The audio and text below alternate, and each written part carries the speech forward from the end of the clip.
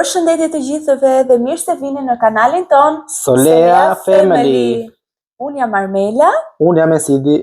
Sot do të kemi një video shumë të bukur, një video plot emocione, ku do të tregojmë historinë tonë se si erdhëm në Gjermani, se si vendosëm ne të emigronim drejt Gjermanisë.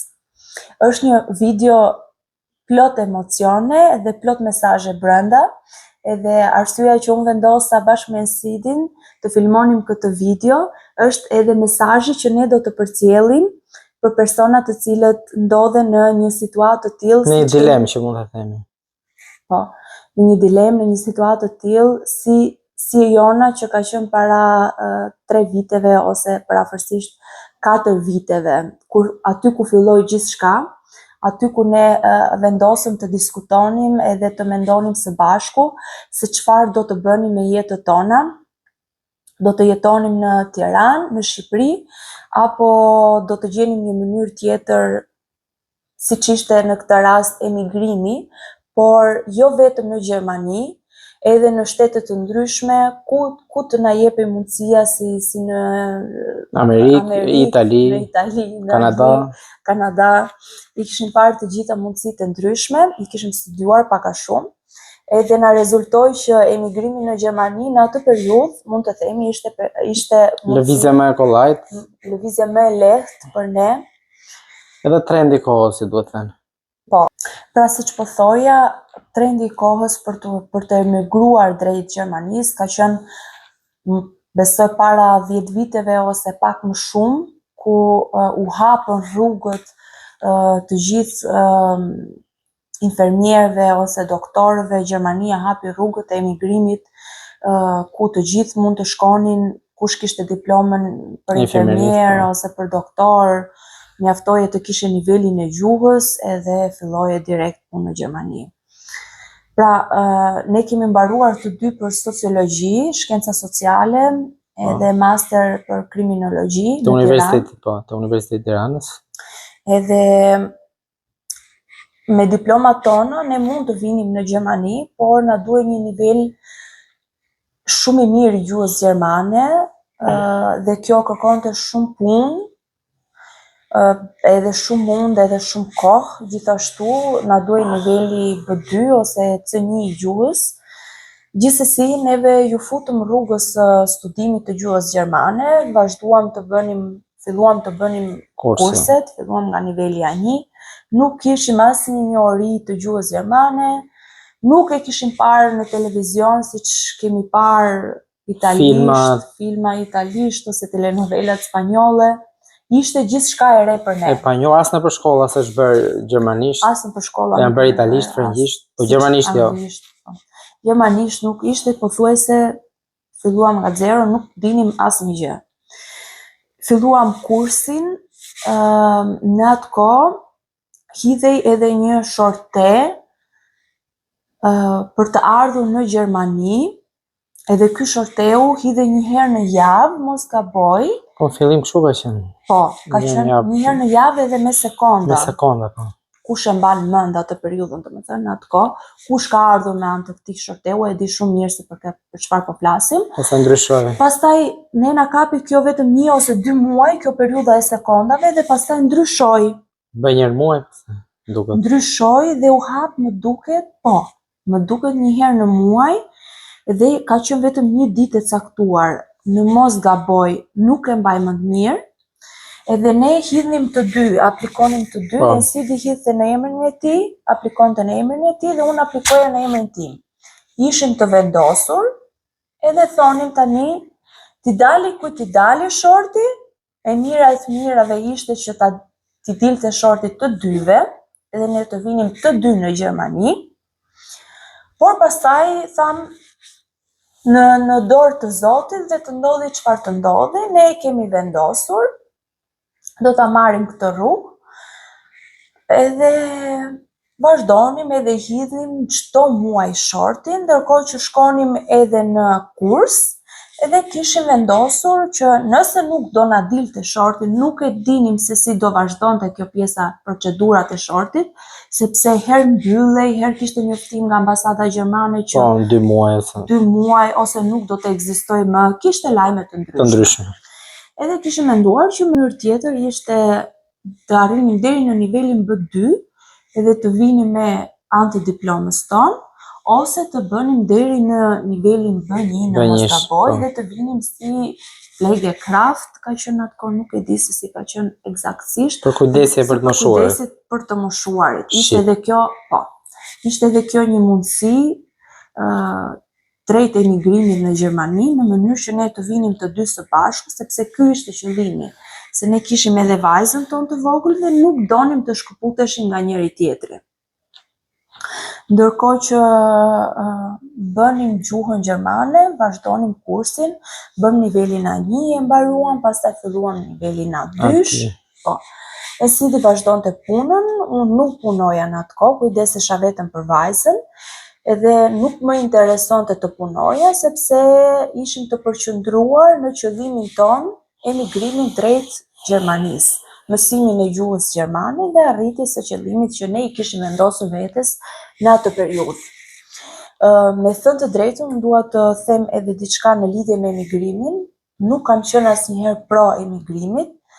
Ka qenë gjithmonë diçka e çuditshme për mua, një pikpyetje e madhe në mendjen time kur kam qenë fëmijë i vogël, nuk e kuptoja kurrë se pse këta njerëz largoheshin nga Shqipëria. Pse njerëzit largoheshin nga vendi i tyre dhe ktheheshin aty një herë në vit të përmalluar, për të takuar prindërit e tyre, për të parë vendin e tyre, vendin ku janë rritur, ose për të vizituar vendlindjen e tyre. Nuk e kuptoja kur kam qenë e vogël, këtë gjë duhet ta them, edhe e shikoja me shumë habi, edhe madje gjithmonë e kam bërë këtë pyetje vetes, derisa u rrita edhe e mësova në shkollë se çfarë ishte emigrimi, arsyet e emigrimit. Edhe gjithmonë nuk kam dashur, nuk më ka pëlqyer çështja e emigrimit.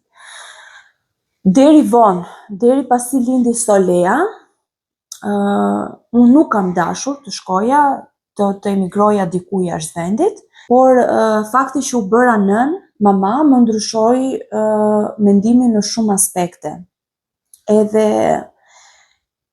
diçka që më ka bërë klik, diçka që më ka ndikuar në mendimin tim të prerë për të ardhur në Gjermani, ka qenë në atë periudhë, ka bërë një bujë shumë të madhe në media, në emisionet investigative siç ishte Stopi ose Fiksi, nuk e mbaj mend. Edhe në rrjetet sociale. Në rrjetet sociale gjithashtu. Ka qenë një edukatore që në kohën e gjumit të drekës së fëmijëve në Kopësht, ka qenë një vajzë që qante, edhe kjo i ka sjell asaj vajzës dhe i ka thyer këmbën. Edhe mbaj mend, Solea ka qenë 1 vjeç e pak. Edhe kur e kam parë këtë, se emocionohem tani, kur e kam parë këtë video, ka qenë shumë e dhimbshme për mua. Edhe thash, unë këtë gjë nuk mund ta përballoj dot, ta shikoj tek fëmia im. Një video tjetër shumë virale gjithashtu në media, në Instagram, në rrjetet sociale, në të gjitha, ka qenë një edukatore që dhunonte një fëmijë, edhe fëmia shkonte në shtëpi dhe ishte i dhunuar, edhe prindrit e pyesnin fëmijën se çfarë ka ndodhur, fëmijë i vogël nuk dinte ta shpjegonte, ishte me shenja nëpër trup. Edhe shumë video të tjera, por këto të dyja unë i mbaj mend shumë mirë, edhe më shfaqen vazhdimisht në memorien time. Edhe si nën, domethënë u preka shumë, më përpara mbase nuk do ndikohesha kaq shumë nga këto video, por si nën u preka shumë, e përjetova shumë këtë gjë, edhe mund të them që këto 2 video kanë qenë edhe shkaku i vendimit tim pa kthim mbrapa drejt largimit nga Shqipëria në një vend tjetër. Ka qenë shumë e vështirë, shumë e vështirë, sepse ndërkohë, siç e thash, ne vazhdonim të mësonim gjermanisht, vetëm kur një ditë të bukur unë hap telefonin edhe kontrolloj email-et, edhe më kishte ardhur emaili i përzgjedhjes nga i shorti rastësor që bëj në atë kohë çdo muaj, dhe emaili ishte në spam. Nuk ishte në inbox. Kur e shikoj që dhe lexoj emailin që isha përzgjedhur pjesë e shortit të asaj kohe, kam përjetuar shumë emocione të bukura, por në të njëjtën kohë edhe shumë përgjegjësi brenda vetes, sepse u zgjodha unë në këtë short, u zgjodha unë për ta bërë këtë rrugë e para, për t'u larguar e para, edhe më pas për të marrë edhe familjen time, Ensidin edhe Solea. Kjo gjë ka ndodhur para 3 viteve, kanë kaluar 3 vite që atëherë. Solea ka qenë e vogël, Ensidi vazhdonte të punonte në atë kohë. Do të thënë se unë për rreth 9 vite kam punuar në policinë e shtetit shqiptar, sa për informacionin tuaj, e cila edhe kjo donte një vendim të rëndësishëm, ku në atë periudhë kur i doli Armelës ai termini që quaj, u dhash dorëheqjen edhe kujdesesha për vajzën. Po, unë këtë gjë dua ta theksoj në video, ka qenë gjithashtu një vendim shumë i rëndësishëm i ne të dyve. Çfarë ndodhi me ne më pas, pasi doli termini, nuk e diskutuam më, ishim të vendosur, edhe unë i thash Ensidit që okay, unë do shkoj, më zgjodhi mua Zoti, ka gjithmonë një arsye të mirë, është gjithmonë një arsye nga pas, sepse ndodhin gjërat, edhe unë e mora përsipër këtë gjë, edhe por më duhej që të lija vajzën edhe Ensidin në Shqipëri, të shkoja e para në Gjermani vetëm, edhe të bëja të gjitha procedurat e duhura, dhe pastaj mund të bëja bashkimin familjar. Pasi pyetëm, domethënë se si funksiononte, kjo ishte mënyra. Ishte shumë e vështirë për të dy ne, por vendimi tani ishte marrë. Edhe në atë kohë, pasi më doli mua termini, ne futëm gjithashtu edhe letrat për të dalë viza ime, edhe kjo gjë ndodhi në një kohë të shkurtër, unë arrita ta merja vizën, edhe i thash Ensidit që të lutem ti duhet të lësh punën, edhe duhet të përqendrohesh tek vajza, duhet të kujdesesh për vajzën, në mënyrë që edhe unë të shikoj rrugën time tani, drejtimin tim, edhe t'i arrim qëllimit tonë së bashku. Edhe kështu ndodhi. Po, duke qenë se unë punoja me turën, siç e thash, në policinë e shtetit shqiptar. Ensidi ishte turni i parë, turni i dytë, turni i tretë. Po, domethënë kohët e fundit kam qenë në Tiranë, po kam punuar edhe në përrethë, po gjithsesi kur ka ndodhur kjo historia jone shpërnguljes nga Shqipëria për Gjermani, unë kam qenë në Tiranë me punë, në disa komisariate, duhet të thënë. Edhe duhet ta lija punën sepse punoja me turne, që të kujdesesha 24 orë me kohë plot edhe për Solean. Për Solean. Edhe kështu ndodhi, Ensidi e la punën,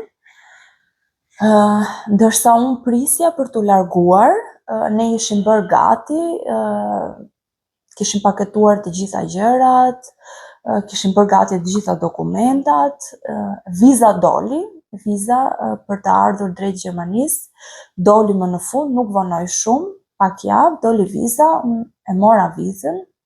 Të gjitha këto nuk i kemi bërë vetëm, jemi drejtuar drejt një agjencie, jo sepse nuk mund t'i bëni vetëm, donim që gjithçka të ishte perfekte, e rregullt, të mos bënim gabime, e sigurt, po gjithashtu, të mos bënim gabime, sepse kjo ishte një mundësi që besoj na jepej vetëm një herë edhe nuk donim që ta diqnim këtë mundësi. I mora unë dokumentat, e mora vizën, edhe ndërkohë po prisja që të nisesha për në Gjermani, por kjo procedura, viza doli 6 mujore, vizat në atë kohë ishin 6 Po, ashtu mujore, dini. 1 vjeçare, unë kisha 6 mujore. Ndërkohë po prisja për të ikur, por koha e pritjes shkoi 5 muaj e gjys gati drejt në përfundim të vizës. Por gjatë kësaj periudhe ka qenë gjithashtu shumë e vështirë sepse Ensidi nuk e la punën dhe sepse ne menduam se unë do shkoja direkt në po. Gjermani, por kjo nuk ndodhi. Zgjati. Po. Kjo zgjati, nuk shkova dot direkt për arsye të ndryshme, të arsye këtu në Gjermani për çështje të punës, nuk mund vija dot direkt dhe kam pritur 5 muaj drejt përfundimit të vizës time, unë kam ardhur në fund të vizës, edhe kjo periudhë e pritjes ka qenë gjithashtu shumë stresuese për ne të dy, edhe kishim shumë frikë edhe ankth, nuk e dinim nëse kjo gjë do realizohej, nëse unë do vija, ose do mbaronte aty. Frika ishte gjithashtu e madhe, sepse Ensidi kishte dhënë dorëheqje nga puna, nuk punonte në atë kohë, rinte në shtëpi, ishim të dy në shtëpi, ka qenë e vështirë edhe nga ana financiare gjithashtu, por pritje si vjen fundi, edhe unë pres biletën edhe bëm gati për të nisur në Gjermani. Ka qenë përfundimi i vizës sime, 6 mujore. Edhe jam shumë e lumtur që ndodhi kështu. Pasi kam ardhur në Gjermani, kam futur direkt letrat për të nxjerrë lejen time të qëndrimit, edhe kjo gjë nuk mund të bëhej dot nëse ty nuk të kishte mbaruar viza 6 mujore. Edhe këto 6 muaj, sido që të ishin, unë do t'i kaloja vetëm në Gjermani pa Ensidin dhe pa Solean. Se nëse unë nuk kisha lejen e qëndrimit në Gjermani, nuk mund të fusja dot letrat për bashkimit familjar. Do të ishte shumë e vështirë për ty pas. Po. Pritja ime do të ishte e dyfisht. Atëherë, dita kur largohem nga Shqipëria, mund të them që ka qenë ndër ditët më të vështira të jetës time, sepse unë lash gjysmën time, lash familjen time mbrapa, edhe më falni për shkëputjet që mund të ketë gjatë videos, sepse është shumë emocionuese për mua që të rikujtoj edhe një herë atë periudhë të vështirë që ka ndodhur para 3 viteve, por mund të them që ka qenë edhe gjëja më e mirë që kam bërë në jetë deri tani. Dita kur u largova, ka qenë shumë e vështirë pra si thash, jam nisur herët në mëngjes, e kam pas fluturimin në orën 7:10, edhe siç e dini duhet të shkojmë 2 orë përpara në aeroport. Jam larguar nga shtëpia rreth orës 4:30 kështu, më ka përcjell Ensidi, dhe kemi qenë bashkë. Edhe ka qenë shumë e dhimbshme momenti kur kam ikur, vajza ka qenë në gjumë, Solea po flinte, edhe unë thjesht e kam puthur në ballë tek dora, nuk e kam zgjuar normalisht, edhe jemi larguar. Çuditërisht atë ditë nuk kam qarë fare, kam qenë shumë e fortë gjatë gjithë kohës, nuk e di se ku e kisha gjithë atë forcë, edhe thjesht thoja me veten time që unë doja dal, jam shumë e lumtur, isha shumë pozitive gjatë gjithë kohës, edhe mendoja gjithmonë rezultatin final, ne të tre së bashku këtu në Gjermani. Edhe kështu, mbërrita në Gjermani, isha vetëm, nuk njihja asnjë njeri, normal, kisha vështirësitë e fillimit, si të gjithë emigrantët që vinë vetëm në Gjermani, por dua të theksoj këtu që për të gjithë vajzat ose mamat ose nënat, si puna ime që i është dashur ta bëjnë këtë gjë, të largohen edhe të lënë fëmijën e tyre vetëm në Shqipëri, të migrojnë diku jashtë vendit vetëm, dua të them që ne jemi shumë të forta, edhe nëse ne kemi arritur ta bëjmë këtë gjë, ne mund të arrijmë të bëjmë shumë gjëra në jetë. çdo gjë është e mundshme, çdo gjë është e arritshme. Edhe ndërkohë që unë erdha në Gjermani, Ensidi ishte gjithkohës me vajzën. Se lejon, po. Po. Mund ta tregosh pak Ensid se si e kaloje ti kohën me vajzën, ndërkohë që unë isha këtej edhe ti ishe vetëm në Shqipëri, çfarë bënit ju të dy bashk, a ka qenë dhe për ju e vështirë apo jo?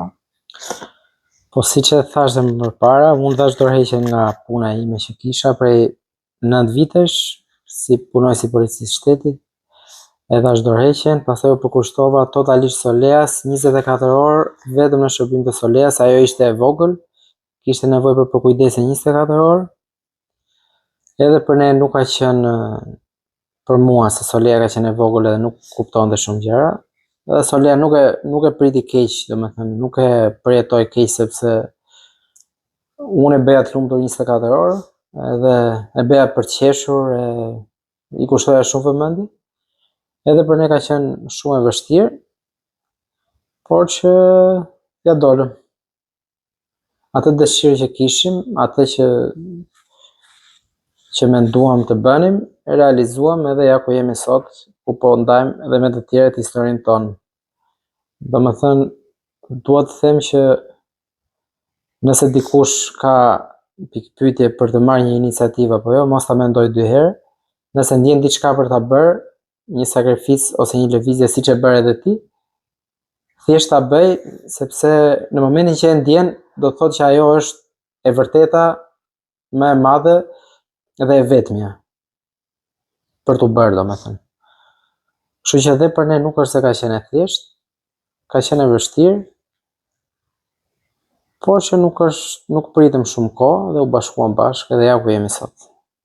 Ku po ndajmë historinë tonë edhe përjetimet tona. Tani dua të rikthehemi edhe një herë tek historia, pasi unë vi këtu në Gjermani, futa direkt letrat për të nxjerrë lejen time të qëndrimit, edhe çdo gjë ndodhi shumë shpejt. Unë e mora lejen time të qëndrimit, e mora shumë shpejt. Në momentin që mora lejen e qëndrimit,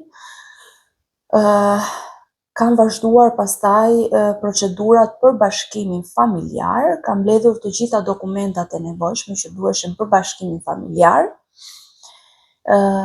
I kemi dorëzuar dokumentat, i ka dorëzuar Ensidi dokumentat, edhe kjo ka qenë gjithashtu një surprizë e madhe nga Zoti, sepse na trego pak kur i ke dorëzuar dokumentat dhe kur ke marrë përgjigjen e bashkimit familjar. Pasi ti na i niste të gjitha dokumentat që duheshin që kthej nga Gjermania, na i dërgove në Shqipëri. Unë shkova me Solean tek ambasada gjermane në Tiranë, i kam dorëzuar. Çfarë ditë ka qenë? Mos gaboj, ka qenë ditë e hënë apo e martë, diçka e tillë, nuk e mbaj mend mirë. Edhe unë mendoja se do prisja shumë gjatë për të marrë vizën për të ardhur me Solean për të bashkuar, por në fakt kam pritur vetëm 1 ditë e gjys, ose pra i kam dorëzuar të martën dhe unë i kam marrë të premten, diçka kështu ka qenë. Po. Edhe siç e tha edhe Ensidi, bashkimi familjar e ka marrë përgjigjen pas 1 ditë e gjys. Po. I dorëzon dokumentet, vizën. I vjen emaili ditën tjetër dhe të premten kishte drejt që të tërhiqte direkt vizën. Po, me pasaportë. Ne ishim shumë të lumtur, nuk kishte lumturi që ta përshkruaje, qëllimi i asaj periudhe ishte vetëm bashkimi i ne të treve. Po, edhe po atë ditë unë kam prerë biletat e avionit. Po. Edhe në datën më të afërt jam nisur pastaj me Solean. Më mbrapa diçka e tillë, kur ishte dita fluturimit, Ensidi ka ardhur bashkë me Solean në Gjermani. Momenti kur i kam takuar të dy së bashku, ka qenë një shok për mua. Kam ngrirë nga emocionet, edhe Solea ishte 2 vjeçe kur unë e lash, edhe ka ardhur këtu 2 vjeçe gjys. Gjithçka ka ndodhur brenda 5-6 muajve. 6 muajve. Çdo ngjarje që ka ndodhur. Po. Ne jemi shkëputur dhe jemi ribashkuar së bashku pas 6 muajve përafërsisht, as 6 muaj të plota nuk ishin bërë. Por e bukra ishte se kur donim të vinim në Gjermani dhe kur dëgjonim këto se problemi më i madh i jonë ishte bashkimi familjar. Po. Ne dëgjonim histori nga më të ndryshmet që duhet presësh 2 vite, 10 vite. Mos besoni asgjë. Besoni vetëm tek dëshira juaj, tek intuita juaj dhe gjithçka do të arrihet. Erdhi Elsidi me vajzën Gjermani. Pra si që thash, ka qenë një shok i vërtet kur kam takuar vajzën. Që fliste. Po, e kam lënë Solea 2 vjeçe dhe kur ka ardhur Solea ka qenë 2 vjeçe gjys. Edhe e kam përqafuar edhe gjithashtu Solea normalisht u afrua tek unë, më përqafoi. Ishte pak rrinte pak si e çuditur, më shikonte pak si kështu me çudi, por edhe ajo ishte shumë e lumtur, gjithashtu dukej në sytë e saj, edhe pastaj u habita edhe nuk e përshkruaj dot momentin kur ajo filloi dhe po fliste fjalë, po shprehi se kur jam larguar unë, Solea dinte të thoshte vetëm fjalë të ndryshme, mama, baba, ujë, fjalë të vogla të ndryshme, por nuk fliste fjali bashk. Kur u bashkuam, ajo filloi, aty unë e dëgjova për herë të parë, ajo po fliste, unë u habita, u shokova, më thënë, nuk di ta përshkruaj me fjalë. Solea e ka kuptuar në fakt gjithë situatën, sepse gjithkohës e ka kuptuar me kamera, me video, edhe unë ja sqaroja. Ja shpjegonte gjithçka si vajzë e madhe, edhe ne flisnim me kamera normalisht, por si fëmijët në kamera, herë duan të dalin, herë s'duan të dalin, fragmente të vogla, ku i thoshte Elsidi që puthe mamin, thuaj mami të dua, mos u mërzit, gjëra kështu, këto fragmente të vogla, nuk është se nuk e mban dot fëmijën përpara kamerës dhe ti thuash tani rri ti fol me mamin se mami është atje larg edhe ka nevojë për ty edhe ka qenë vetëm fragmente të vogla ose video që më niste Elsidi disa sekonda kështu ku flisti Solea pak, ku më thoshte mami të dua, pjesë të vogla këto.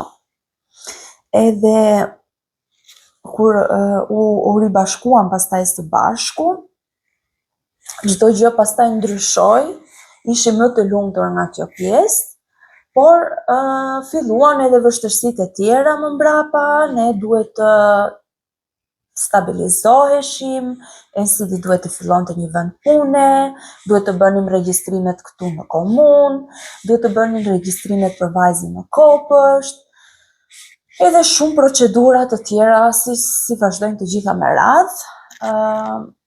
Në ato momente, unë isha i vetmi person nga ne të tre, nga familja jonë, që dija kisha më shumë eksperiencë, sepse isha 6 muaj këtu. Edhe më ra mua e gjithë peshe mbi supe, vazhduar përpara me procedurat, sepse këtu çdo gjë duhet të regjistrohesh, çdo gjë me dokumenta, shumë letra, me orare, me gjitha me takime, me pritje, edhe të gjitha këto vështirësia e gjuhës, komunikimi me njerëzit, shumë vështirësi më ra mbi supe nga Armela vetëm, që kisha mallin e familjes, tani mallin iku larguar, ne u bashkuam bashk, por na u bashkuan këto gjërat të tjera, por gjithsesi, unë vazhdoja me kurajo edhe isha e vendosur, nuk dorëzohesha në asnjë moment, bashkë me mbështetjen e Elsidit gjithashtu, vazhduam përpara, i bëm të gjitha procedurat, u regjistruam, bëm regjistrimet online për vajzën në Kopësht, kjo zgjati më shumë se 1 vit, pritje gjithashtu, Elsidi nuk mund të punonte, sepse unë punoja me turne edhe Solea ishte e vetme, nuk ishte në Kopësht, nuk shkonte në Kopësht, duhet të prisje, pritja këtu mund të shkonte 2 vjet, pritje ose më shumë. Solea filloi Kopshtin, gjatë kësaj periudhe Elsidi filloi edhe punën, në këtë mënyrë ne ishim më të lirë, të punonim të dy, filloi të stabilizohej pak jetesa jonë, ku ne të dy filluam të punonim, edhe Solea në Kopësht, edhe këtu jetesa u bë më normale, mund të themi. Por një nga vështirësitë tona më të mëdha ka qenë edhe gjetja e shtëpisë në Po, Gjermani. kjo është e vërtet.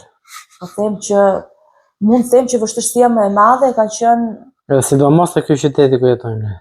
po. Në kudo është pak a shumë kështu çka kemi dëgjuar, domethënë pjesa më e vështirë është gjetja e shtëpisë, por me të vërtet ka qenë kështu. Kështu që nga.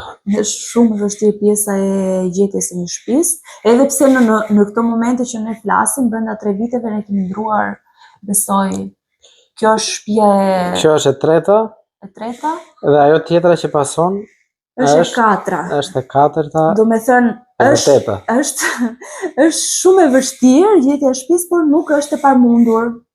Jam falenderuese Zotit lart që ka qenë me ne në çdo moment, vetes edhe Ensidit edhe Soleas, që i ka kuptuar të gjitha gjërat si një vajzë e madhe, edhe ka qenë gjithmonë aty me ne, fëmijë, por ka qenë shumë e eduruar dhe e dëgjuar. Mesazhi im për ju është që në jetë edhe në çdo planifikim apo në çdo mundësi që ju jep jeta, guxoni, ndërmerrni rrisje dhe mos keni frikë nga dështimet. Dështimet janë thjesht një mashtrues i madh që në fakt tregon se suksesi po vjen. Kjo video ka qenë plot emocione për mua edhe për Ensidin gjithashtu. Është një pjesë e jetës sonë, mund të them gjithashtu një ndër pjesët më të rëndësishme dhe më të guximshme të jetës sonë deri tani ku po flasim. Shpresojmë që ti kemi përcjell drejt jush emocionet tona të vërteta, ashtu se si ne i kemi ndjerë dhe përjetuar, edhe urojmë që gjithçka të shkojë shumë mirë për të gjithë ju nëse jeni në një situatë të tillë të vështirë. Gjithçka do shkojë shumë mirë, vetëm besoni dhe mos u dorëzoni. Nëse e keni parë videon deri në fund, komentoni te kanali jonë YouTube-it Solea Family, eksperiencat tuaja, historinë tuaj që mund të jetë e ngjashme ose e ndryshme nga jona, përjetimet tuaja, pyetje nëse keni, ne do t'i mirëpresim me shumë dashuri të gjitha. Mos harroni gjithashtu të bëni edhe subscribe në kanalin ton Solea Family, follow në Instagram gjithashtu me të njëjtin emër Solea Family, në mënyrë që mos të humbisni asnjë moment nga jeta jonë reale, foto, video që ne shpërndajmë përditë në Instagramin ton. Ju falenderojmë, ju dërgojmë shumë dashuri. Ne do të shihemi sërish në një vlog tjetër, në një video tjetër, gjithmonë shumë të bukur. Jam shumë e sigurt që kam harruar shumë gjëra nga gjithë rrugëtimi jon, por nëse keni pyetje, mos nguroni, shkruani në komente pyetjet tuaja, ne do të përgjigjemi me shumë kënaqësi. Edhe ju ftojmë të na ndiqni në vazhdim, edhe të shihemi në videon ton të radhës. Ju puthim dhe ju dërgojmë shumë dashuri. Mirupafshim.